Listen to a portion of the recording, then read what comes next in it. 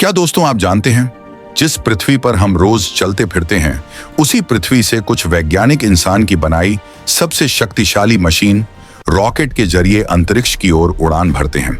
धरती का गुरुत्वाकर्षण बहुत ताकतवर होता है, इसलिए वैज्ञानिकों को साधारण जहाज नहीं बल्कि हजारों टन ईंधन से भरे विशाल रॉकेट की जरूरत पड़ती है।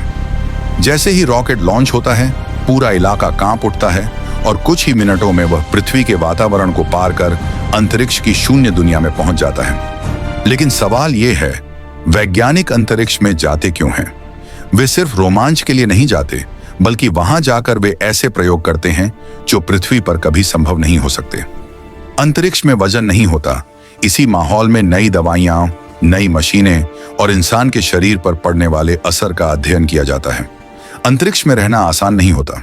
शुरुआत में शरीर तैरने लगता है, खाना पीना मुश्किल होता है, नींद भी अलग तरह से आती है। लेकिन कुछ दिनों बाद वैज्ञानिक उस माहौल के आदी हो जाते हैं और अंतरिक्ष स्टेशन में रहकर दिन रात प्रयोग करते हैं। वहां से वैज्ञानिक जो दृश्य देखते हैं, उन्हें शब्दों में बयान करना मुश्किल है। नीली चमकती हुई पृथ्वी, हर 90 मिनट में सूर्योदय और सूर्यास्त, करोड़ों चमकते तारे और चारों तरफ फैली खामोशी। अधिकतर वैज्ञानिक कहते हैं, जब हमने अंतरिक्ष से पृथ्वी को देखा, तब समझ आया कि हमारा ग्रह कितना छोटा और कितना नाजुक है। इसीलिए वैज्ञानिक अंतरिक्ष में जाते हैं ताकि ब्रह्मांड को समझ सकें, पृथ्वी को बचा सकें और आने वाली पीढ़ियों के लिए एक सुरक्षित भविष्य बना सकें।